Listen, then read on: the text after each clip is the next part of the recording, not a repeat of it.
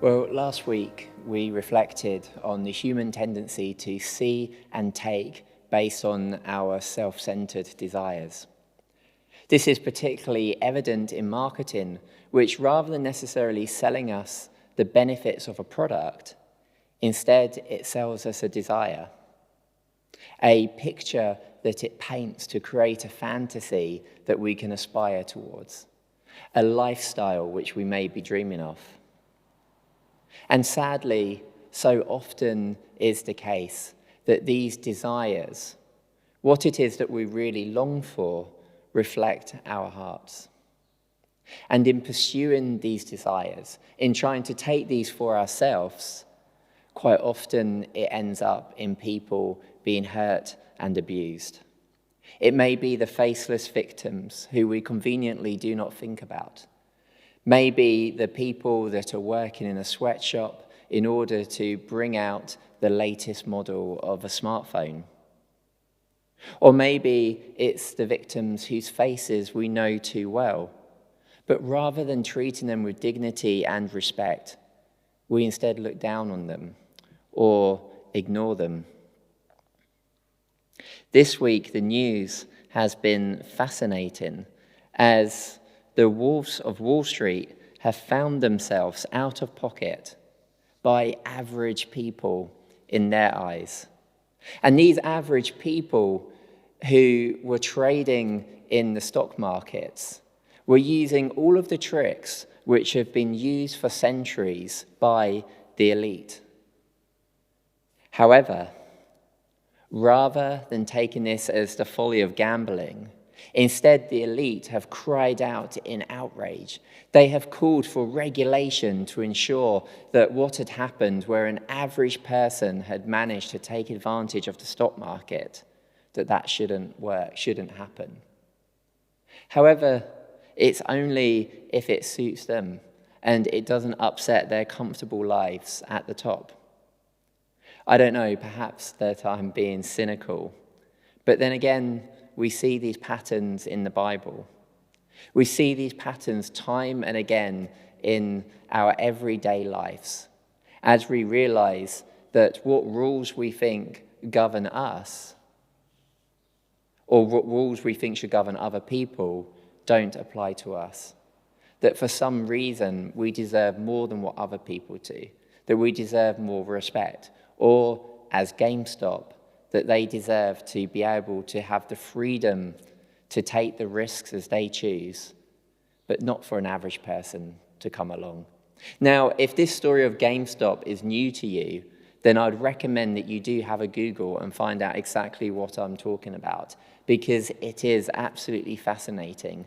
And it really captures what I was talking about before, about the imbalance between our desires and the victims, and how, as the Wall Street traders have now experienced some of their own medicine, that they're not entirely happy about it at all. We really do live in a community of shame and honor.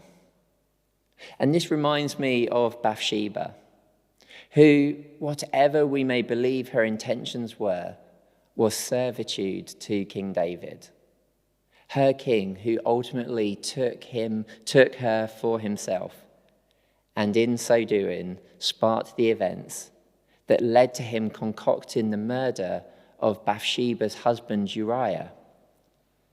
But this was not the end of the tragic story, as David's firstborn male, the heir to the throne, Amnon, violated his own sister in order to satisfy his own lust, leaving her in a state of deep shame, her identity completely fractured.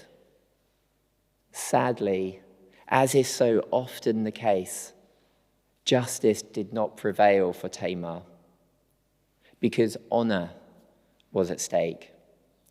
All we hear of David's response to this incident, involving his own children, was that when King David heard what had happened, that he was very angry. What exactly he was angry at, we do not know. But certainly Tamar's abuse is not brought to justice. But then how could David have brought Tamar's abuse to justice when the memory of Bathsheba and her husband Uriah was still fresh? In community, so often honour, people maintaining their honour seems to always trump the shame of others. One person's honour is more important than another person's shame. It took at least 11 years for the events which started with David and Bathsheba to resolve. It's really quite mind-boggling to think that it took that long for these events to finally resolve. You see, Tamar had a brother who loved her deeply. His name was Absalom. And while it seemed that Amnon's abuse went without justice, and Tamar tragically lived her life in deep shame, an abandoned woman now would be seen as an outcast within the society. Well, whilst it seemed to be that everything went back to normal, that Amnon's honour trumped Tamar's shame, Absalom was biding his time. He was plotting revenge for Tamar's honour. It is 2 years before Absalom strikes, organising the murder of Ammon.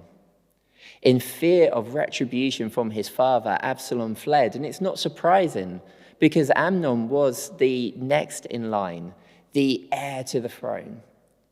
But interestingly, in taking Amnon's life, it also enabled Absalom to be the next in line for the throne. He became the heir. Well, Absalom, after fleeing, he went into hiding for 3 years. And it was clear to all that David mourned for both his sons. How on earth would this situation would have looked in Israel? It was such a mess. First, one of his sons kills the other son, but that son before then had taken and violated his sister. And then the son that had then murdered his brother in order for revenge, he's then fleeing. And these are the next in line to take the throne? Well, Joab, David's military commander, with the help of an old wise woman, used cunning words to help David see that he would be showing godly wisdom if he moved beyond vengeance and offered forgiveness to Absalom. If David took the first steps in order to create some sort of forgiveness, some sort of healing, to put a stop to this sorry state of affairs. Well, David, seeming to see the wisdom in forgiveness, invited Absalom back. But then he adds a troubling condition.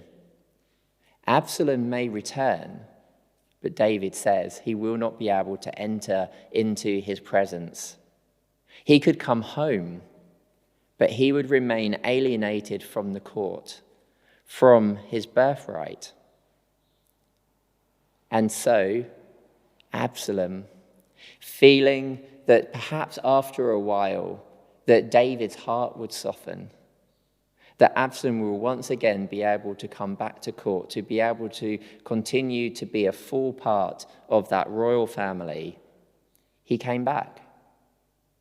And he lived for 2 years without being allowed in David's presence. But during them 2 years, Absalom became frustrated. He was burning with the shame that surely it would have been better to still be in hiding than to live in such a way that he was treated like a ghost. He really felt that he might as well have been dead.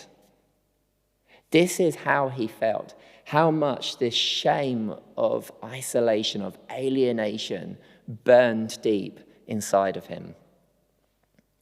And in an act of defiance, as it seemed to be that he couldn't draw the attention of anybody in order to come before David, he burned Joab's crops, his neighbor, David's closest military advisor, in order that he can get his attention, demanding that he can have an audience with the king. That rather than living in this state of shame and isolation and alienation, that instead he might be treated for his guilt, so that his honor may be restored. And then, as it says, David summoned Absalom. And it seems to be that the words which were spoken between them weren't important. What was important is that Absalom came and bowed before the king, and the king kissed him. In that sign, David had once again accepted Absalom back fully into the royal family.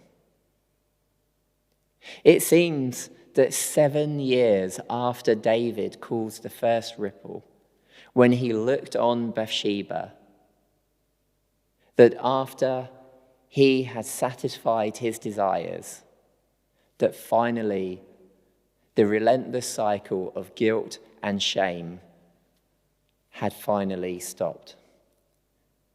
That perhaps it had even healed. But sadly, over these 11 years, the weed of discord that had taken seed in Absalom's heart, it could not so easily be destroyed.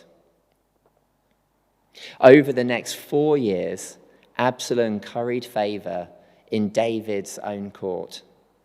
It was noticed that he'd been blessed with the looks of his father.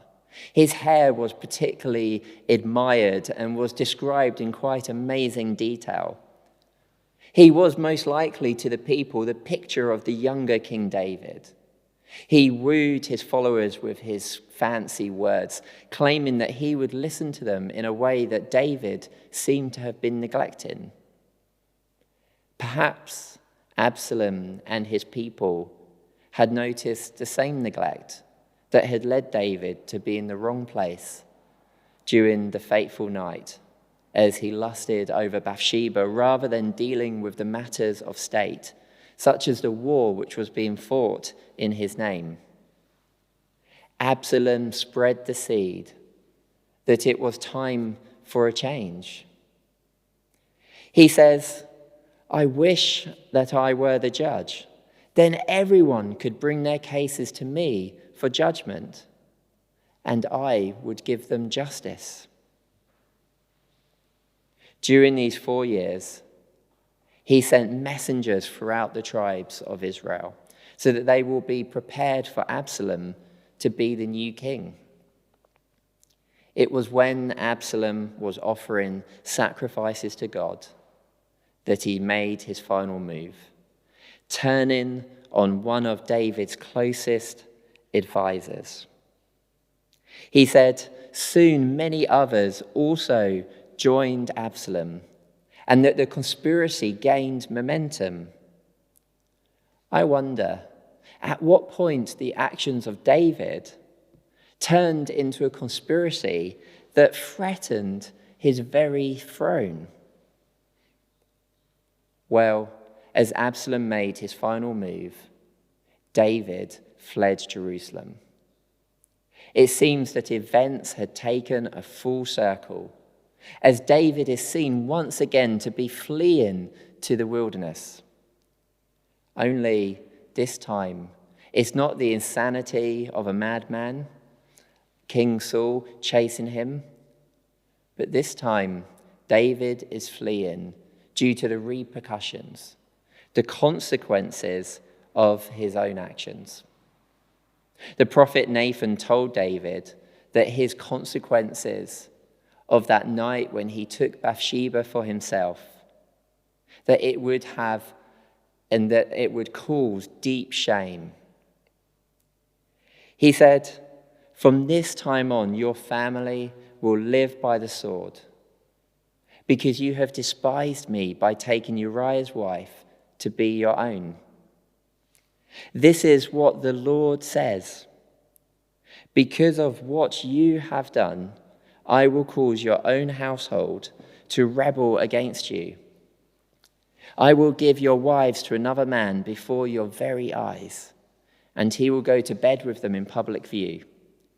You did it secretly, but I will make this happen to you openly, in the sight of all Israel. As David fled, Absalom, David's son, brought shame on David as God foresaw. It says that as they set up a tent on the palace roof, in a place so that everyone could see it, Absalom went in and he lay with his father's concubines, fulfilling the prophecy which Nathan had declared. Well, whilst this was happening, David had fled.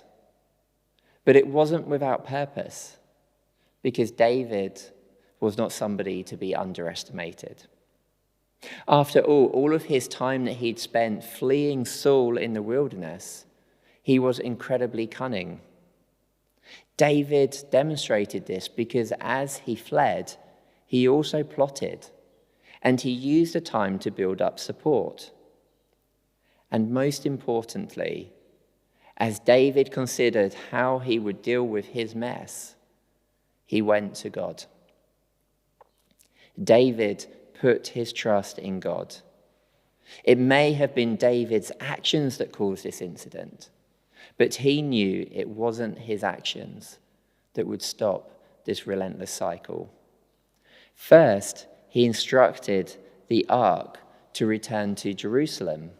He said, "If the Lord sees fit," David said, "he will bring me back to see the ark and the tabernacle again. But if he is through with me, then let him do what seems best to him."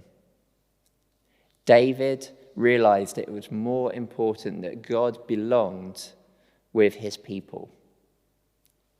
That as he fled, it was better that the ark, that God, the very presence or representative presence of God, would be with God's people, and that it would be God's will whether David would return back. David put his trust in God and tried to make decisions that respected God's will. He, it seems to be at that point, went back to being a man after God's heart, the king that God chose for his people. And David did everything that he could. He still continued to make the steps in order to ensure that if it was God's will that he went back to his kingdom, that he hadn't been idle, that David was prepared for that eventuality. But he also trusted that God would do the rest. And God did. By this time, Absalom faced a choice brought to him by two of David's closest advisors. One advised that Absalom should strike quickly, capturing David before he grows strong. That if they were to do that, then they could strike in such a way that no one else would get hurt other than David. The other advisor, he claimed that underestimating David's expertise in war would be a mistake, and that it would be better if Absalom took his time to build up a multitude of men from across Israel, a great army in order to quench the threat of David and his men. Out of the two, which would you choose? To strike the expert in war as he's literally just fled unexpectedly because of this takeover, this conspiracy which is built up by Absalom. Striking him before he's taken the time to compose himself. or to bide your time, to build up a great army, and to fight David in the way that David is best at? Surely, if you look at the two advices, to strike quickly or to wait for a big fight, which is going to kill so many of God's people in a massive civil war, surely you would take the first option. But Absalom didn't. It says, then Absalom and all the men of Israel, all those that were listening, says Hushai's, the second advisor's advice, is better than Ahithophel's. For the Lord had determined to defeat the counsel of Ahithophel, which really was the better plan, so that he could bring disaster on Absalom. If you read that passage again, do you see it? Do you see that really important set of words in it that the Lord had determined? God is in control, and it was him that was going to take control of this mess. But it was through David when he finally aligned himself with God's will, when he did everything that he could in preparation, but he had faith that God would handle the rest, whatever that outcome may be. In the end, it came down to two kings, their advisors, and who they were ultimately loyal to. It was when Absalom was making sacrifices to God that he plotted to overthrow David. It was when he was making sacrifices to God that he was scheming in order to take over the throne, in order to take that inheritance early. It was then that he called David's close advisor to him, and that his advisor turned his back on David. It was said that the advisor's words were so wise that they sounded like they were from God. But then, despite how wise his words seemed, well, it turns out that none of what he said had anything to do with God. Because no matter how truthful or how wise his words were, if they weren't aligned with God, then they weren't going to succeed.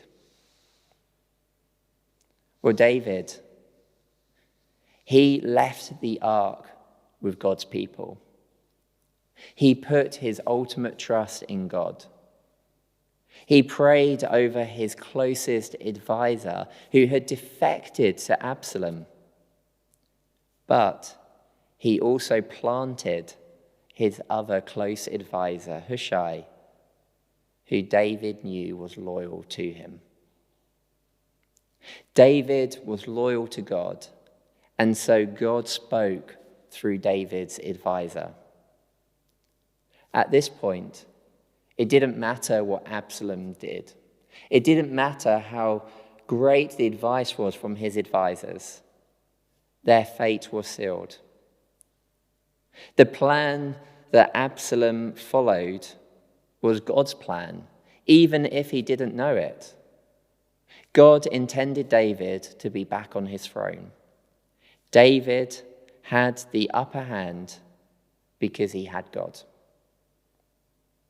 David, showing his change of heart as the events had turned around, said to his people, he said, "For my sake, deal gently with Absalom." And all the troops heard the king give this order to his commanders. But Absalom, in a cruel twist of fate, in what is a rather bizarre picture, was found hanging by his beautiful hair from a tree. His horse had run away from under him. It was here that Joab, David's military commander, killed him. Joab, the same man that David ordered to kill Bathsheba's husband. It was the same man who went against David's command and finally killed Absalom. And so, after 11 years at least, David mourned for his son Absalom. And surely in his mourning, he also mourned for his sister Tamar and her brother Amnon, who violated her. Maybe he also mourned for Bathsheba's husband Uriah, and finally for Bathsheba. A great mourning for the 11-year cycle of guilt and shame. David saw, he lusted, and he took for himself. But he learned that we can't take anything for ourselves without hurting other people, because our lives are so tightly interwoven together. We see from David that the effects of our actions are so far-reaching, that no sin is in isolation, that it creates ripples of guilt and shame. King David's actions weren't tragic just because of how it affected his family, but also because of the consequences that those actions had on all of his people. His actions ended in a brutal civil war. Over this 11-year period, he went from a kingdom that people would have looked on with admiration to a kingdom that was fighting itself.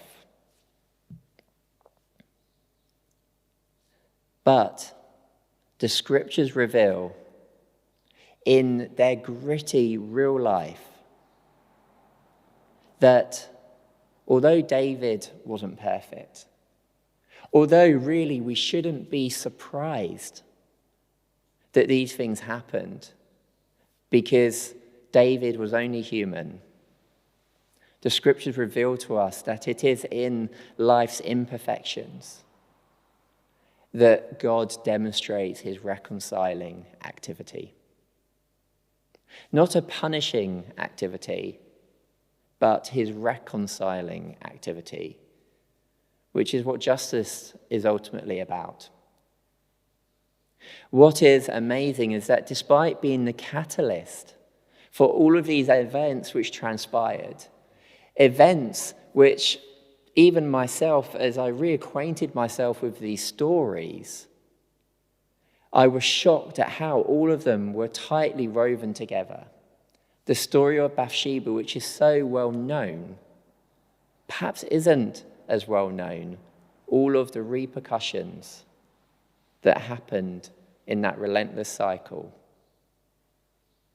It's amazing that despite the depravity of that situation, that it was in David that God had showed that reconciliation and healing is always possible.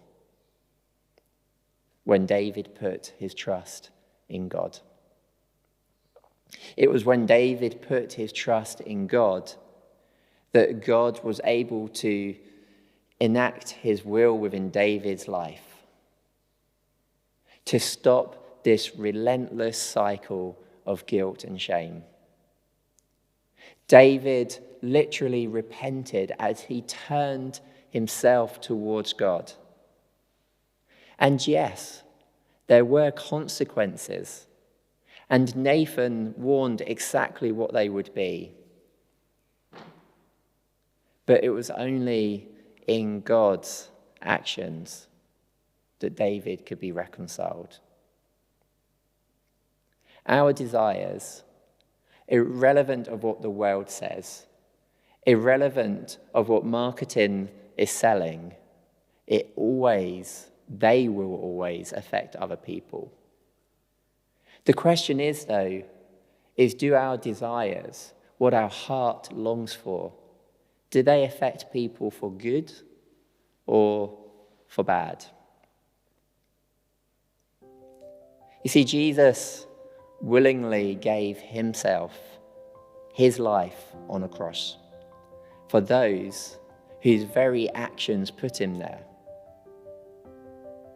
He willingly gave his life for the guilty who put him on the cross.